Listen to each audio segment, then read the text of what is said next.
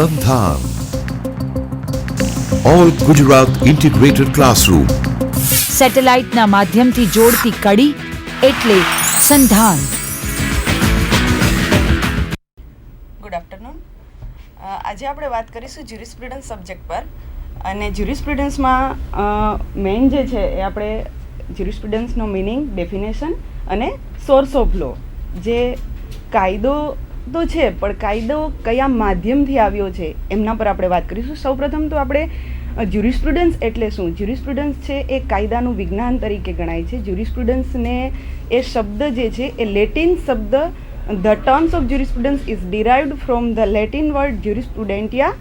Juris, it means law, and prudentia, it means skill of knowledge. એટલે કે કાયદો અને કાયદાની કુશળતા. જ્યુરિસ્પ્રુડન્સને આ શબ્દને લેટિન શબ્દ પરથી બનાવવામાં આવ્યો છે, જે કાયદામાં કુશળતા અથવા તો કાયદાના જ્ઞાનને એ ઉલ્લેખ કરે છે. એમાં ડેફિનેશન જોઈએ તો જુદા જુદા નિષ્ણાંતો દ્વારા ઘણી બધી ડેફિનેશન અપાયેલી છે.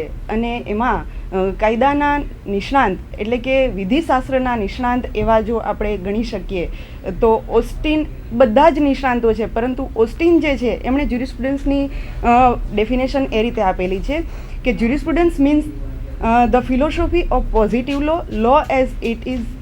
Jurisprudence is not a moral philosophy, but it is a scientific and systematic study of the existing actual and the systematic study of existing actual and positive law of distinguished from the natural and ideal moral law. એ એવું કહેવા માંગે છે કે આ કોઈ philosophy નથી કે નથી કોઈ એવી કોઈ બાબત કે જેમના ઉપર આપણે જે છે એ કંઈ કહેવા જઈએ, પરંતુ આ એક એવી બાબત છે જ્યુરિસ્પ્રુડન્સ એ ફિલોસોફીને લઈને કે સમાજની બધી બાબતને લઈને કે ક્યાંથી ઉદ્ભવ થયો છે આ શાસ્ત્રનો, તો કે આ બધી બાબતોની બાબત લઈને સિસ્ટમેટિક સ્ટડી કરવા માટે થઈ એક કાયદાનું વિજ્ઞાન છે કે કાયદાને કઈ રીતે ભણી શકાય, કાયદાને કઈ રીતે સમજી શકાય, કાયદાનું કઈ રીતે ઉપયોગ કરી શકાય. દરેક વ્યક્તિ જે છે કાયદાનો ઉપયોગ કરવાનો હોય છે તો કાયદાને સમજવાનો હોય છે. તો એ કાયદાને સમજવા માટે વ્યક્તિએ છે એ પહેલાં તો કાયદાને સમજવો કઈ રીતે, કાયદો શું છે એ જાણવું જોઈએ, અથવા તો એનો અમલ કરતી વખતે પણ જ્યુરિસ્પ્રુડન્સ જે છે, જેમ કે આપણે શાસ્ત્રો છે તો ધર્મગ્રંથો તો ઘણા છે, શાસ્ત્રો જે છે એમાં ધર્મગ્રંથો ઘણા છે, પરંતુ ગીતા એ એવું શાસ્ત્ર છે કે જે બધા શાસ્ત્રોનો કે બધા ધર્મગ્રંથોનો જે છે આપણને સાર લાગે છે. એમ વિધિશાસ્ત્ર એવું છે કે કોઈ પણ કાયદાને તમારે સમજવો હોય તો વિધિશાસ્ત્ર જે છે એ પહેલાં તમારે સમજવું જોઈએ. જો વિધિશાસ્ત્ર સમજાયેલું હોય તો કાયદો તમને સમજાઈ શકે, અથવા તો કાયદાને કઈ રીતે ઉપયોગમાં લેવો એ પણ આપણે સમજી શકીએ. સાલમંડ જે છે એમણે એવી ડેફિનેશન આપેલી છે કે science of civil law, and civil law means the law of land which is applied the courts in the administration of justice. એટલે એ એવું કહેવા માંગે છે કે સિવિલ લો, કાયદો જે છે, આ જે લો છે એ સાયન્સ છે, એ જ્યુરિસ્પ્રુડન્સ છે એ સિવિલ લો એટલે કે દીવાની કાયદાઓને લાગુ પડતું જે એ શાસ્ત્ર છે, ક્રિમિનલના કાયદાઓને લાગુ પડતું નથી. જનરલી અમુક બાબત જે છે, માની લો કે natural doctrine of natural justice જે વિધિશાસ્ત્રમાં આવેલું છે, તો એ ક્રિમિનલ પ્રકારના કોઈ પણ બાબત હોય કે સિવિલ પ્રકારની કોઈ પણ બાબત હોય એ બધે લાગુ પડે છે. પરંતુ મેઇન જે અગત્યની ખૂબ જ બધી બાબત છે એમાં સૌથી વધારે અગત્યની બાબત જે છે એ સિવિલ લોને રિલેટેડ આ બધી બાબત વિધિશાસ્ત્રની છે. એટલે કે એક સિવિલ લોનું વિજ્ઞાન છે, એટલે કે કાયદાનું વિજ્ઞાન છે એવું સાલમંડ કહે છે. હવે ત્યારથી આગળ જઈએ આપણે તો sources of law. Sources of law એ મેઇન જે છે એ વિધિશાસ્ત્રમાં મુખ્ય બે પ્રકારે આપવામાં આવેલા છે, formal sources and material sources. Formal sources જે છે એ validity or authority for the enforcement of law. એટલે કે આ ફોર્મલ સોર્સિસ છે એ એવા પ્રકારના સોર્સ, ઇટ મીન્સ સ્ત્રોત, કે કોઈ નદી વહે છે, કોઈ ઝરણું વહે છે, તો એ ક્યાંથી વહે છે એમનું આપણને ખ્યાલ હોવો જોઈએ, અથવા તો આપણને ખ્યાલ હોય છે. તો એમ આ પણ કાયદો બને છે તો કાયદો તો ઘણા પ્રકારના હોય. જેટલી આપણા સમાજમાં કે જેટલી આપણી સામાજિક વ્યવસ્થામાં કે જેટલી વહીવટી વ્યવસ્થામાં કોઈ પણ બાબતમાં કાયદો ના હોય અથવા તો કાયદાથી સુરક્ષિત કોઈ પણ બાબત ના હોય એવું બનતું હોતું નથી. પરંતુ સોર્સ એમાં પણ સ્તોત્ર પ્રાપ્ત થવા જોઈએ. એટલે કે કઈ કઈ બાબતે આપણે જે છે એ લો બને છે, કાયદો બને છે, તો કાયદાને બનાવવા માટે ક્યાં ક્યાં સ્તોત્ર પ્રાપ્ત થયા છે અથવા તો ક્યાં ક્યાંથી સ્તોત્ર પ્રાપ્ત થયા છે અને જુદા જુદા પ્રકારના કાયદાઓ બનાવવામાં આવે છે. તો પહેલું જે ફોર્મલ સોર્સિસ જે છે એ validity or authority for the enforcement of law, એટલે કે જે રાજ્ય દ્વારા ઓથોરાઇઝ કરાયેલા, અધિકૃત કરાયેલા જે કાયદાઓ છે એ ફોર્મલ સોર્સિસ છે, જે ખાસ કરીને આપણે સંસદ કે વિધાનતંત્ર દ્વારા ઘડવામાં આવેલા કાયદાઓ જે છે એ ફોર્મલ સોર્સિસમાં લઈએ છીએ. અને બીજો જે પ્રકાર છે આપણો એ મટીરિયલ સોર્સિસ.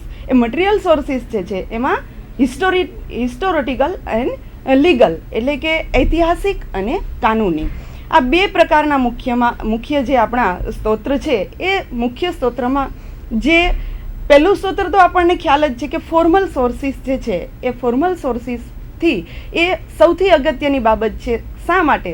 તો કે એ ફોર્મલ સોર્સિસ જ્યાંથી આપણને કાયદો આવે છે અથવા તો પસાર થાય છે એ મુખ્ય સ્તોત્ર છે કે જ્યાંથી સંસદમાં કે વિધાનતંત્ર દ્વારા આ કાયદો પસાર કરવામાં આવે છે. હવે બીજી બાબત જે મટીરિયલ સોર્સિસ છે એ પણ એટલી જ અગત્યની છે, કારણ કે ઘણી વખત કાયદો માત્ર બનાવી દેવાથી એનો અમલ થઈ જાય એવું નથી હોતું, પરંતુ કાયદાની પાછળ ઘણી બધી એવી બાબતો હોય છે કે જે કાયદાની સાથે કાયદાના અમલમાં લાવતા પણ કાયદાની નિયમનો, રેગ્યુલેશન્સ, રૂલ્સ કે અન્ય કોઈ પણ બાબતના સુધારા વધારા કરવાના અથવા તો અમલ કરતી વખતે કોઈ નિયમ બનાવવાના, આવી ઘણી બધી જરૂરિયાતો ઉપસ્થિત થતી હોય છે. ત્યારે માત્ર ને માત્ર ફોર્મલ સોર્સિસથી એ આ કાયદો જે છે એ સીમિત ન બનતા મટીરિયલ સોર્સિસનો ઉપયોગ કરવામાં આવતો હોય છે. એટલે હિસ્ટોરિકલ એન્ડ લીગલ. હવે હિસ્ટોરિકલ જે છે એ એવા અમુક પ્રકારના જે એમને સોર્સ શા માટે ગણ્યો છે કે કાયદો બનાવતી વખતે ઘણી વખત આવી ઐતિહાસિક અમુક કોઈ બાબત હોય કે કોઈ અગાઉથી અપાયેલી કોઈ કાયદાની બાબત હોય, કોઈ બીજા કાયદો નવો બનાવવામાં આવતો હોય, એમાં કંઈ એ બાબતને લઈ લેવાની આવતી હોય તો એ બધી બાબત જે છે એ હિસ્ટોરિકલ બાબત, કોઈ અગાઉ નિષ્ણાંતે કહેલું હોય એ બાબત પણ કાયદામાં વણી લેવામાં આવતી હોય તો એ હિસ્ટોરિકલ બાબત પર વાત જઈને ઊભી રહે છે. પરંતુ જે લીગલ સોર્સિસ જે છે, મટીરિયલ સોર્સિસમાં હિસ્ટોરિકલ એન્ડ લીગલ સોર્સિસના મુખ્ય 3 પ્રકાર કયા છે. એમાં લીગલ સોર્સિસમાં legislation, custom and precedents. Legislation it means વિધિ વિધાન, કસ્ટમ્સ ઇટ મીન્સ રૂઢિ અને પ્રેસિડન્સ ઇટ મીન્સ પૂર્વ નિર્ણય. હવે પૂર્વ નિર્ણય અને કસ્ટમ આ બંને બાબત અગત્યની છે, એટલી જ બાબત લેજિસ્લેશન પણ અગત્યની છે. લેજિસ્લેશન પ્રકારના જે સોર્સિસ છે એ મુખ્ય 3 પ્રકારે વર્ણવવામાં આવેલા છે: direct, indirect, supreme and subordinate. Legal સોર્સિસમાં ડાયરેક્ટ, ઇનડાયરેક્ટ જે છે એ પ્રત્યક્ષ અથવા તો પરોક્ષ વિધિવિધાન. એ પહેલાં વિધિવિધાન એટલે શું? તો વિધિવિધાન એટલે legislation is the most patent and sovereign source of law making. It is an art of law making. Legislation is a rule or body of rule passed by the legislature which is binding on all individuals in the society. હવે જે હમણાં આપણે વાત કરી કે legislation જે છે, વિધિવિધાન છે, એ જનરલી ક્યાં બનાવવામાં આવે છે? કાયદાનું એક આ માધ્યમ છે વિધિવિધાન. બીજું માધ્યમ આવશે જે પ્રેસિડન્સ, એટલે કે એ કે પૂર્ણ નિર્ણય. એની પછીનું બીજું વિધાન છે, ત્રીજું આપણું જે માધ્યમ છે એ રૂઢિ છે.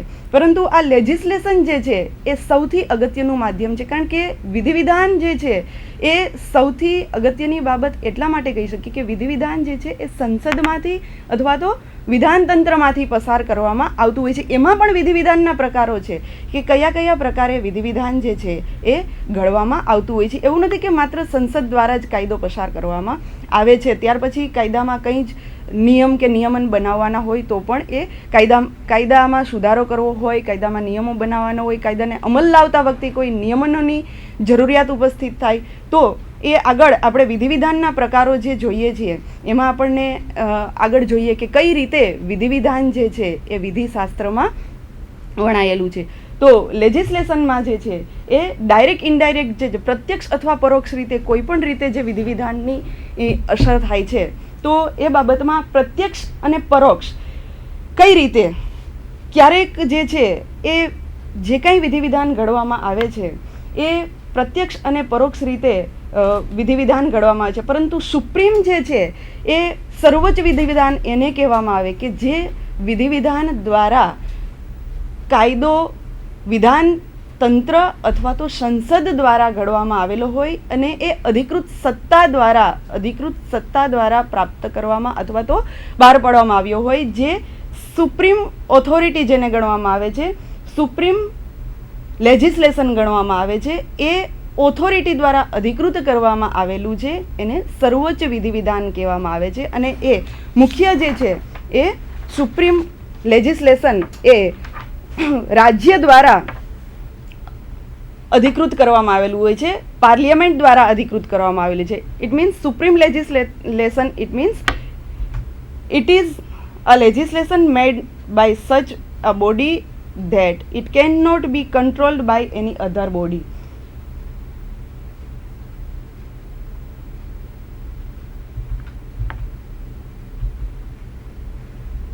It cannot be controlled by any other body. It is made by the sovereign power of the state directly.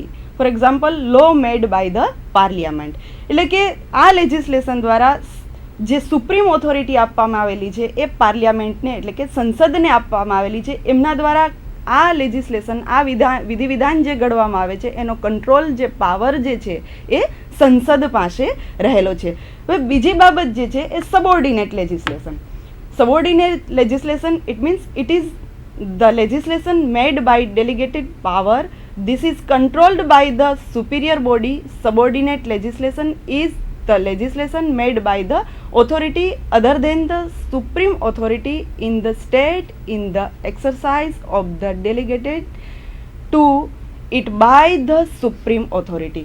એટલે કે અધીનસ્થ વિધિવિધાન, સબોર્ડિનેટ લેજિસ્લેશન, ઇટ મીન્સ અધીનસ્થ વિધિવિધાન. અધીનસ્થ વિધિવિધાન એટલે જે પાવર્સ, વિધિવિધાન ઘડવાના મુખ્ય પાવર્સ કોને છે તો કે સંસદને અથવા તો વિધાનતંત્રને, પરંતુ એ પાવર્સ જે છે એમને પ્રતિનિધિત્વથી સોંપવામાં આવે છે. કોને તો કે જે કંટ્રોલ દ્વારા એમને સોંપવામાં આવે છે. કોને સોંપવામાં આવે છે તો કે જે તે વ્યક્તિને સોંપવામાં આવે છે, જે તે ઓથોરિટી આપવામાં આવે છે એ વ્યક્તિને, એ સત્તાધિકારીને એ સબોર્ડિનેટ અધીનસ્થ તરીકે જ્યારે આપવામાં આવે છે ત્યારે એમને સુપ્રીમ ઓથોરિટીથી સ્ટેટ જે છે એમને ડેલિગેટ્સ પાવર આપવામાં આવે છે, પ્રતિનિધિત્વથી વિધાન. એ જે ઓથોરિટી દ્વારા, સુપ્રીમ ઓથોરિટી દ્વારા પ્રતિનિધિત્વ આપવામાં આવે ત્યારે એ અધીનસ્થ વિધિવિધાન કહી શકાય. એટલે કે અધીનસ્થ વિધિવિધાન જે છે એ પણ જે સુપ્રીમ લેજિસ્લેશન દ્વારા બહાર પાડવામાં આવેલું વિધિવિધાન જેટલું મહત્ત્વનું છે એટલું જ સબોર્ડિનેટ લેજિસ્લેશન જે એ પણ એટલું જ મહત્ત્વનું રહેશે. સબોર્ડિનેટ લેજિસ્લેશન જે છે એમના પણ પ્રકાર પાડવામાં આવેલા છે. Kinds of subordinate legislation: municipal, executive and colonial and autonomous. Municipal, હવે આ સબોર્ડિનેટ લેજિસ્લેશનના શા માટે પ્રકાર પાડવામાં આવે છે તો અધીનસ્થ વિધિવિધાન એટલે કે એક વ્યક્તિ જે મુખ્ય જેમને કોઈ પાવર્સ આપવામાં આવેલા છે એ પાવર્સને એનાથી આધીન કોઈ વ્યક્તિને સોંપે છે.